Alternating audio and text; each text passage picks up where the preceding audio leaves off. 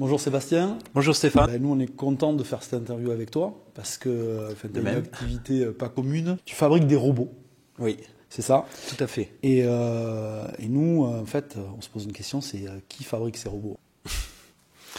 Pour faire simple, Sébastien, 38 ans, basque, savoyard, ardéchois, marseillais et toulousain maintenant depuis 8 ans, sans regret.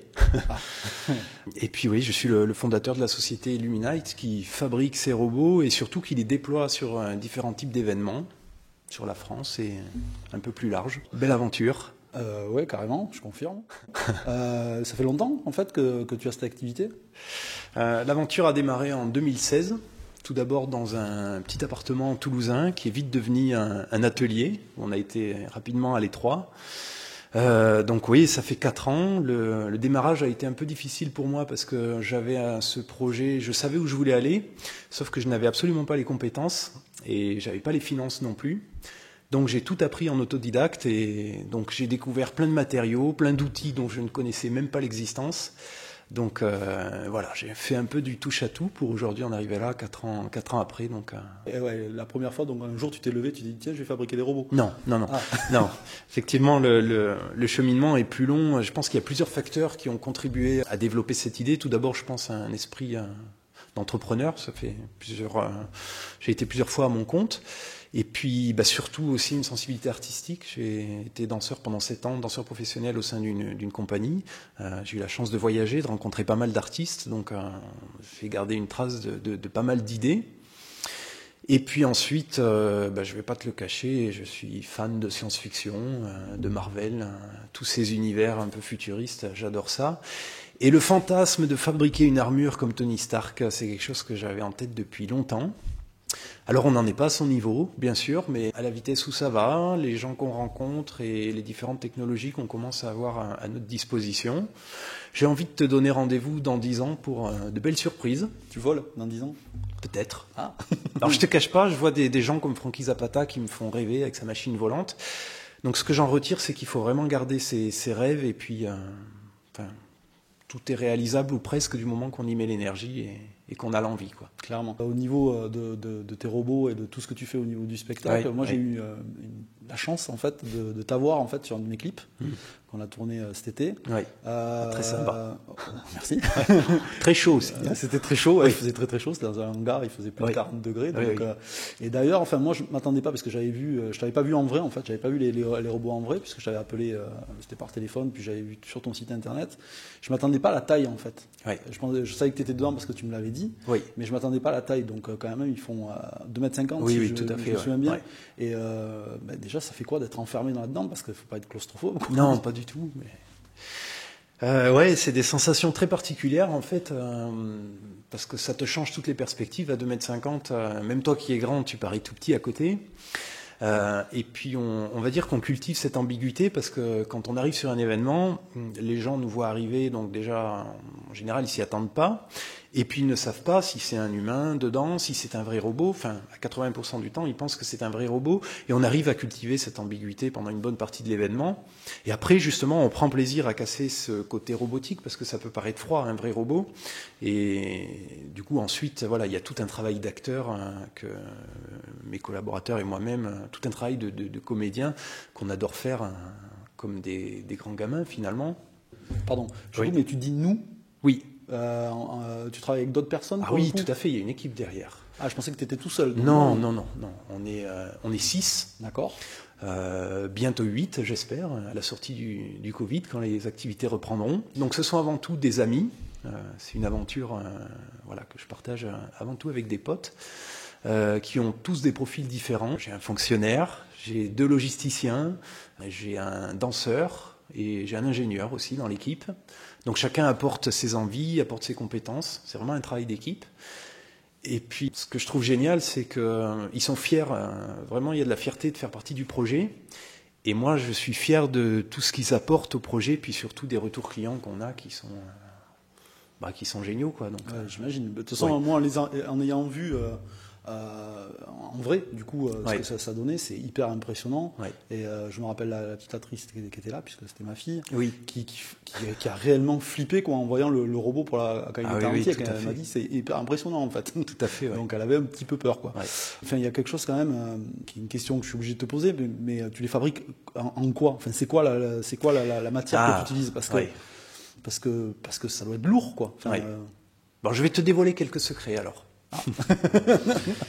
En fait, j'utilise plusieurs matériaux pour la construction de ces robots qui ont chacun des particularités différentes. Donc ça, je l'ai appris justement pendant les démarrages difficiles. Je t'ai apporté une plaque. Donc elle fait à peu près un petit peu moins d'1 mètre par 1 mètre. Je te laisse la prendre. C'est tout léger. Ah oui, effectivement, je m'attendais pas à ça. Parce que moi, j'avais la sensation que c'était quelque chose qui était beaucoup plus rigide, en fait. Alors, ça l'est. Après, non, mais quand je dis rigide, c'est-à-dire... parce que là, on voit quand même que c'est relativement souple. Tout à fait. Moi, je pensais que c'était plus du métal ou de l'aluminium ou quelque chose comme ça, en fait. Non, parce que ça serait très lourd. Alors, je vais te dévoiler quelques secrets. La matière première, ce sont ces plaques de plastazote. Donc, qui ont la particularité d'être très légères. Tu peux essayer de la casser, de la déchirer, tu auras beaucoup de mal. Hein. Ah oui, je peux tirer dessus? Ouais. Tu veux? Non, parce que j'en ai pas beaucoup, mais ça coûte un peu cher. Mais non, mais ça a des très bonnes, ça résiste très bien à la tension, à la déchirure et autres. Et puis surtout, c'est un matériau qui est thermoformable, c'est-à-dire qu'avec un décapeur thermique, voire même un sèche-cheveux, en le chauffant, tu peux le courber et en refroidissant, ça va garder cette forme. D'accord. Donc c'est thermoformable, ça se coupe très bien, ça se ponce, ça se peint. Donc c'est un peu le matériau magique pour moi, puis c'est très léger. Ensuite, on utilise de l'aluminium aussi pour renforcer la structure globale, parce que comme tu l'as vu, ce sont des grandes pièces qu'on fabrique, donc il faut le rigidifier. Donc on a des barres d'aluminium au niveau des dorsales, aussi sur les plastrons, au niveau des cuisses. Ensuite, on utilise aussi de la fibre de verre et de la résine. Donc là, c'est vraiment pour rigidifier maintenant toutes les parties. Donc ça, il faut bien le doser parce que la fibre de verre et la résine, ça peut vite alourdir l'armure générale. Donc ça, on le dose bien. Et puis ensuite, c'est différents matériaux selon les projets. On peut utiliser des grilles, des flexibles électriques, enfin plein de choses. J'ai vu aussi, en fait, quand tu mets, il y a beaucoup d'électronique à l'intérieur. Oui. Et je me demandais comment ça se passe en fait. Est-ce que déjà en fait ces robots que tu fais, est-ce qu'il y a des plans que tu récupères pour pouvoir les fabriquer? Est-ce qu'il y a des plans au niveau de l'électronique? Enfin, c'est parce que ça m'a l'air tout ça un petit peu complexe au final. Oui, c'est complexe. Alors on a deux procédés de fabrication en fonction des projets sur lesquels on se lance. Aujourd'hui, on a 8 robots. Alors, pour une moitié, pour 4 robots, on va dire, on est parti sur des plans complètement imaginaires. Le premier travail, c'est un travail de recherche, c'est-à-dire qu'on va aller sur Google, on va chercher de l'inspiration, des films ou autres, et puis après, on va dessiner des croquis. Donc ça, c'est le premier procédé. Et sinon, effectivement, on peut trouver, en cherchant bien, des plans 3D déjà tout faits pour certains robots. Par exemple, ceux qui sont inspirés des Transformers, on peut arriver à trouver des plans 3D, donc ce qui nous fait gagner pas mal de temps. Ensuite, bien sûr, il faut les personnaliser, il faut l'adapter à la morphologie humaine parce que c'est pas juste fabriquer une structure, il faut faire quelque chose qui soit porté par quelqu'un. Et ensuite, le process donc, de fabrication, on va passer à l'atelier ensuite. D'accord. Alors l'atelier, on y part pour à peu près entre 6 et 10 mois. Pour un robot? Pour un robot, oui. D'accord. C'est-à-dire que c'est 10 mois pour la structure ou c'est 10 mois finis? 10 mois finis. On va dire qu'on a 1 mois de recherche, réflexion. On se laisse du temps pour pas partir dans tous les sens. Et ensuite, oui, on a 10 mois de fabrication pour avoir un produit fini, fonctionnel et pratique. Donc une fois qu'on arrive à l'atelier, la première étape, on se met donc sur ces grandes plaques de plastazote. On va dessiner les différentes formes, les grosses parties qu'on va découper au cutter, ciseaux. Donc première partie, c'est des coupes. Ensuite, on va poncer. On va commencer les premiers assemblages. Donc là, c'est des colles spéciales, on fait les premiers tests de rigidité. Ensuite, une fois que les grandes pièces sont conçues, on va passer à la peinture, avant l'assemblage. Alors la peinture, c'est aussi un gros boulot parce que, comme tu l'as vu, il y a différents effets. On a des fois des effets métallisés, des effets mat, des effets brillants. Donc on essaie d'avoir un gros travail sur les peintures. C'est là qu'on va avoir l'effet réaliste finalement, que tu as eu en voyant toi le robot. Donc chaque pièce est peinte, on prend beaucoup de temps à la peinture. Et ensuite, on assemble le tout comme un gigantesque puzzle. Donc ça, cette étape, moi, je l'adore parce que là, le projet, finalement, il prend forme. On voit vraiment l'armure qui monte. Et ensuite, l'étape suivante, ce sont les essayages. Donc là, il faut vraiment ajuster sur un de nos collaborateurs, quoi.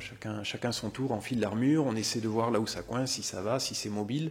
Il est important qu'on ait une parfaite mobilité. Et une fois que tout ça est fait, ensuite on passe à la partie électronique, on met les petits servomoteurs, on met les effets de lumière, donc souvent de la LED, hein, parce que ça consomme pas beaucoup d'énergie. Il faut limiter le poids des batteries. Et puis la dernière étape aussi, c'est l'installation des modulateurs vocaux pour avoir la voix robotique que tu as pu entendre. Ouais. Voilà, ça c'est la dernière étape. Et puis après, à l'aventure. Ça, tu ne diras pas comment c'est fait la voix robotique?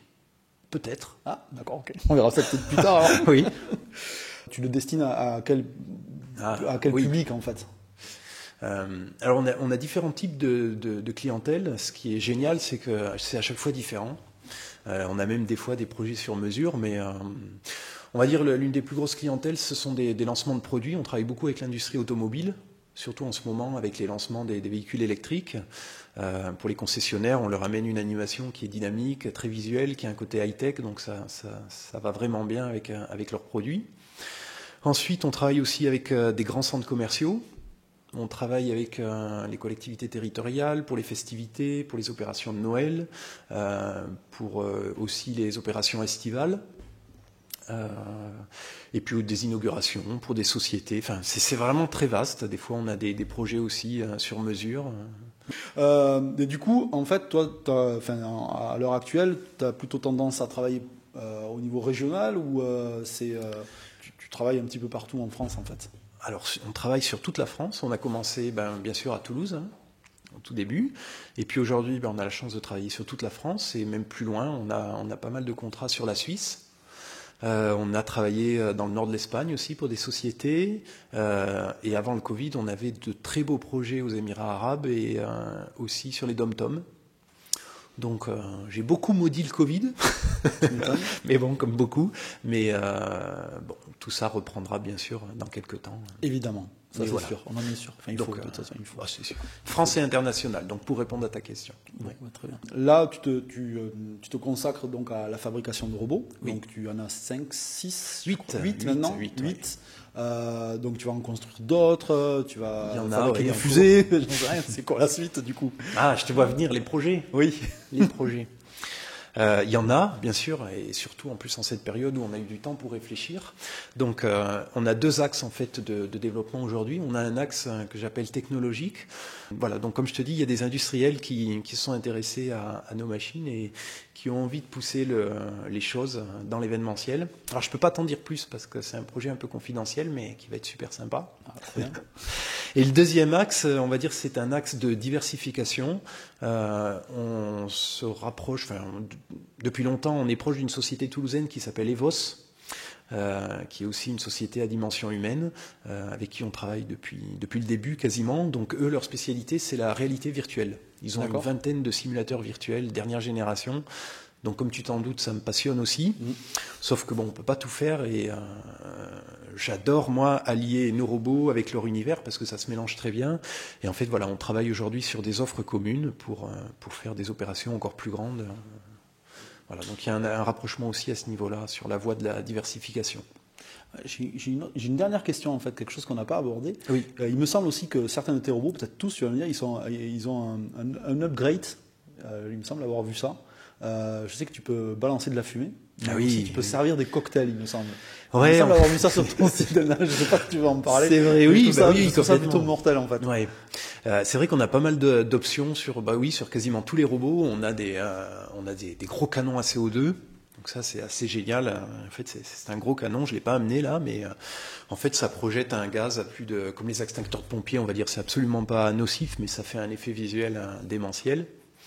Ensuite, comme tu l'as dit, on peut équiper les robots de distributeurs de boissons. Donc j'ai vu que ça t'avait interpellé. Donc carrément. On peut distribuer de la bière, différents cocktails. C'est très sympa. On peut des cocktails fluo. Donc ça marche vraiment bien. Et donc Stéphane, pour rebondir à ce que tu m'as dit tout à l'heure, tu m'as dit quelle sensation on a à l'intérieur d'un robot. Oui, mais tu m'as répondu. Je t'ai répondu, mais en fait j'aimerais bien te faire découvrir la sensation qu'on a concrètement. D'accord. Du coup, je t'ai amené un robot. D'accord. Je t'ai amené un robot.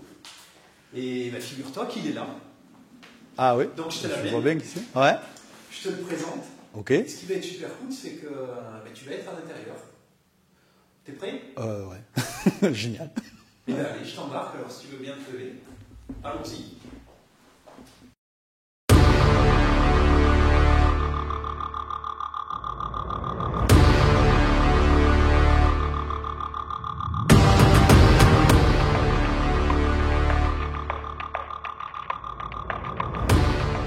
Bon, bah, nous voici arrivés. Ouais, carrément, ouais. Bon, bah oui, ça change. Ouais, mais déjà, je te vois beaucoup plus petit. Tu vois, ça me plaît, déjà, pour impression. commencer. Ouais. Et après, après j'ai chaud, quoi. Après, qu'est-ce que tu en penses au niveau de la La flexion? mobilité, on peut bouger. Oui. Donc ça, c'est cool, parce que c'est pas complètement rigide. Oui. Mais après, tu es quand même dans une armure, quoi. Oui, oui. Donc, voilà, c'est un gros truc. Donc, avant que tu sois en sueur, on va mettre. C'est déjà trop tard, on va mettre le casque. Ah, bah, tiens. Allez, c'est parti. Non, mais tu vas comprendre ce qui va se passer. D'accord. Ah ouais, Ça te fait mal? Bah non, pas du tout. Je peux forcer? Oui, mais j'espère que surtout tu vas pouvoir l'enlever, quoi. Et là, on fait moins les malins, hein? Je bouge pas trop. Okay. Ça va, tout va bien. Tout va bien. Ah ouais, parce que du coup, quand il n'y a plus de la vision, l'équilibre, ça marche moins bien.